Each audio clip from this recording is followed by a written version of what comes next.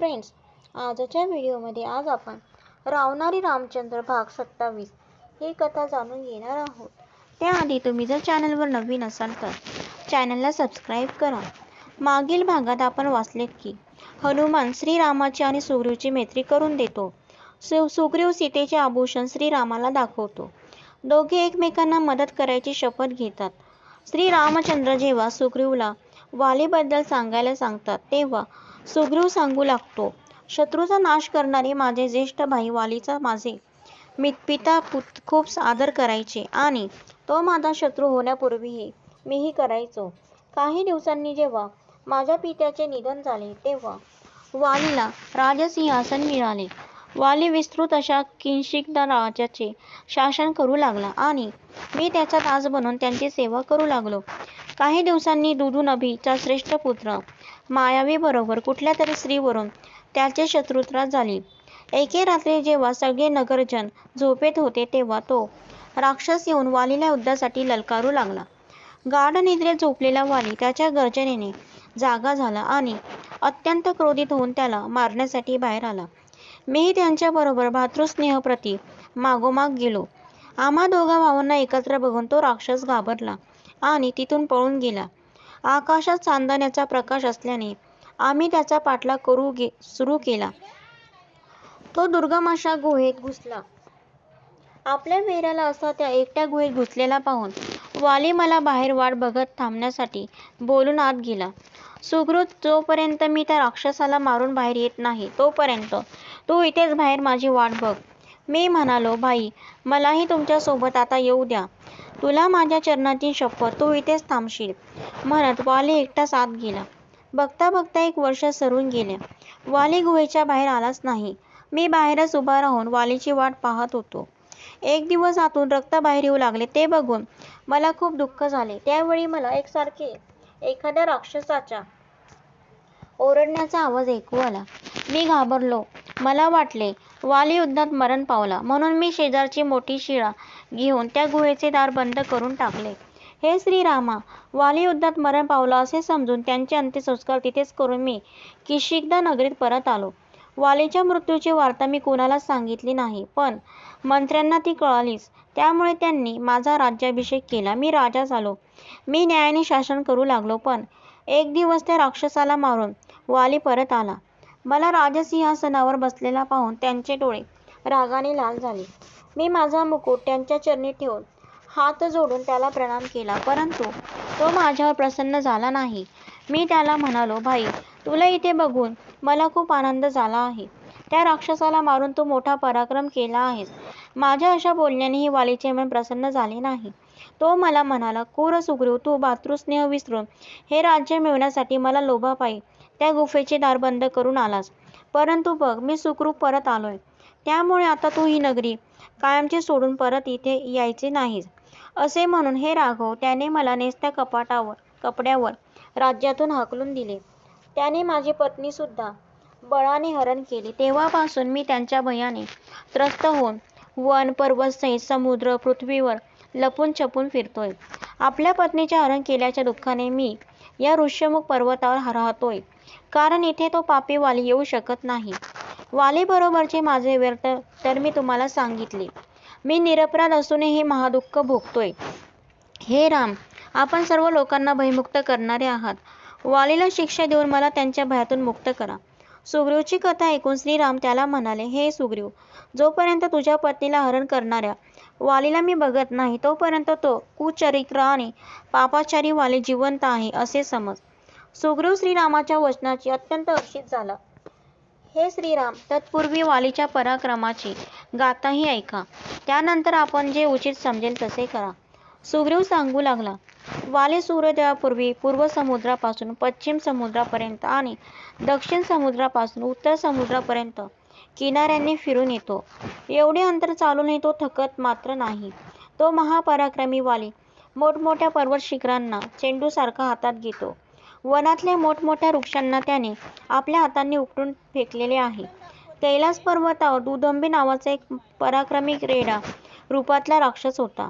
त्यांच्यात 1000 हत्तीचे बळ होते. त्याला आपल्या बळाचा फार गर्व होता. तो आपल्या मस्तीत समुद्राकडे जाऊन म्हणाला, माझ्याशी युद्ध कर. समुद्राने त्याला हिमालयाकडे पाठवले. तो तिथे जाऊन त्यांची हिमशिखरे आपल्या बळाने तोडून फेकून देऊ लागला. ते बघून हिमालय म्हणाला, हे दुदुंबी, मी काही रणकुशल नाही. मी तर तपस्वीचा आश्रयस्थान मात्र आहे. त्याचे वचन ऐकून तो रेडा रागाने लाल झाला. जर तू माझ्या भयाने माझ्याशी युद्ध करायला असमर्थ असशील तर सांग, माझ्याशी युद्ध करायला कोण योग्य आहे. तेव्हा हिमालयाने त्याला किष्किंधा नगरातल्या पराक्रमी वालीचे नाव सुचवले. त्याचे ऐकून तो अति रागाने वालीशी युद्ध करायला गेला. मोठ्या गर्वाने तो किष्किंधा नगरीत जाऊन आपल्या नगाड्यासारख्या आवाजात ओरडू लागला आणि आपल्या खुराने आणि सिंगाने जमीन खोदू लागला. बाहेर येऊन वाली त्याला म्हणले, हे महाबलवान दुदुंबी, मी तुला जाणतो. आपले प्राण वाचून तू इथून निघून जा. त्याचे बोलणे ऐकून त्याचे डोळे रागाने लाल झाले. वीर, स्त्रियांसमोर काय व्यर्थ वल्गना करतोस? हिम्मत असेल तर बाहेर येऊन माझ्याशी युद्ध कर. वालीने आपले पिता इंद्राने दिलेली माळा गळ्यात घालून युद्धासाठी त्याच्या समोर आला. त्याने त्यांच्या शिंगांना धरून दूर फेकून दिले. दुदुंबीला खाली आपटून वाली सिंह गर्जना करू लागला. दुदुंबीच्या कानातून रक्त येऊ लागले. वालीने मोठ्या पराक्रमाने त्याला यमसदनास पाठवले. बलवान वालीने मग त्याला उचलून कित्येक दूर फेकून दिले. वालीने जेव्हा त्याला फेकले तेव्हा त्याच्या अंगातून टपकणारे रक्त वाऱ्याने उडून मत्तंग ऋषींच्या आश्रमात जाऊन पडले. ते मुनी त्या रक्तांच्या थेंबांना बघून क्रुद्ध झाले आणि कुठल्या मूर्खाने हे काम केले त्याचा विचार करू लागले.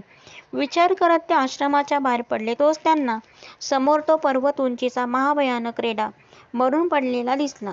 त्यांनी आपल्या तपोबलाने जाणून घेतले की हे कृत्य कुणाचे आहे ते. त्यांनी वालीला शाप दिला. वाली, तू केलेल्या या घोर पापाचे प्रायश्चित्त म्हणून या आश्रमात कधीच येऊ शकणार नाहीस आणि आलास तर भस्म होऊन जाशील. तेव्हापासून वाली या ऋष्यमुख पर्वतावर कधी फिरकतही नाही. म्हणून मी इथे निश्चिंत राहू शकतो. सुग्रीव रामाला एका बाजूला बोट करून बोलतो, हे श्रीराम, हाच समोर पडलेल्या दुदुंबी राक्षसांच्या हाडांचा ढीग आहे. हे राम, ही जी सालाची 7 झाडे आहेत ती वाली आपल्या बळाने हलवून त्यांना पर्णहीन करू शकतो. हेच राम, मी जे आता वालीच्या बळ आणि पराक्रमाचा वर्णन केले आहे, आपण त्याला कोणत्या प्रकारे मारू शकाल? श्रीराम त्याला हसून म्हणाले, सुग्रीव, असे काय करून दाखव की तुझा माझ्या बळ आणि पराक्रमावर विश्वास बसेल. श्रीरामचंद्र आपल्या बाणांनी या 7 पैकी एकही सालवृक्षाला आपल्या बाणाने कापून टाकले तर तो पराक्रम वाली समान असेल असे मी समजेन. मृत दुदुंबीच्या हाडांचा ढीग श्रीराम एका पायाने हलवून दाखवतील तर त्या बळाने मी वालीला मेलेले समजेल. हे राम, वाली अति शूरवीर आणि शूरवीरांना मारणारा आहे. तो एक प्रसिद्ध बलवान आणि पुरुषार्थ करणारा आहे. त्या बलवान वानरला वालीला युद्धात कोणीच पराजित करू शकत नाही. हे राघव, मला वालीचे बळ माहीत आहे, पण मला अजून आपले बळ माहिती नाही. मी नाही तुमची तुलना त्याच्याशी करू शकतो, नाही आपला अनादर करू शकत. मी फक्त त्या वालीच्या भयंकर कर्माचा विचार करून घाबरून जातो. त्याचे बोलणे ऐकून श्रीराम हसून म्हणाले, हे वानर, जर तुला माझ्या पराक्रम आणि बळावर विश्वास नसेल तर मी वालीशी युद्ध करण्यासाठी सक्षम आहे, याचा तुला विश्वास देऊ शकतो. श्रीरामाने मग त्या दुदुंबी राक्षसांच्या हाडांचा ढीग आपल्या पायाच्या अंगठ्याने 10 कोस दूर फेकून दिला. सुग्रीवने त्यावर उत्तर दिले की जेव्हा वालीने ते धूळ इथे फेकले होते तेव्हा ते वजनदार होते. आता हा हाडांचा ढीग असल्याने वजन कमी आहे. त्यामुळे त्याला अजूनही श्रीरामाच्या पराक्रमावर शंका होती. तो म्हणाला, हे श्रीराम, आपण जर एका जरी सालवृक्षाचे भेदन केले तरी आपले बळ लक्षात येईल. यावर श्रीरामाने एक बाण आपल्या धनुष्याला लावला आणि त्या वृक्षावर सोडला. तो बाण त्या 7ही सालवृक्षांच्या मधून जाऊन पलीकडे जमिनीत घुसला आणि परत त्याच्या भात्यात येऊन बसला. सुग्रीव तो पराक्रम बघून अचंबित बघत राहिला. त्याने जमिनीवर पडून श्रीरामाला साष्टांग दंडवत घातला आणि अति प्रसन्न होऊन त्यांना हात जोडले. हे श्रीराम, आपण मला प्रसन्न करण्यासाठी लवकर माझ्या वैरी भावाला मारा. हे ऐकून श्रीरामाने सुग्रीवला मिठी मारली आणि त्याला बोलले, हे सुग्रीव, आता इथून लवकर किष्किंधा नगरीत जाऊयात. तू पुढे जाऊन तुझ्या भावाला वालीला युद्धासाठी आव्हान दिले पाहिजे. तर फ्रेंड, अशा प्रकारे आपली कथा इथे संपन्न होत आहे.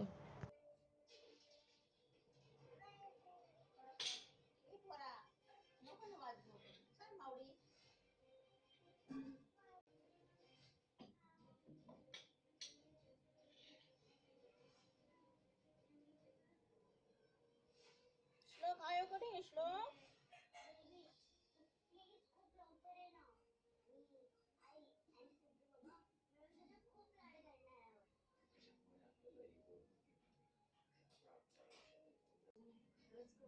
माझं त्या घरात कधीच कौतुक होत नाही. त्या दळवींच्या घरामध्ये आहे ना,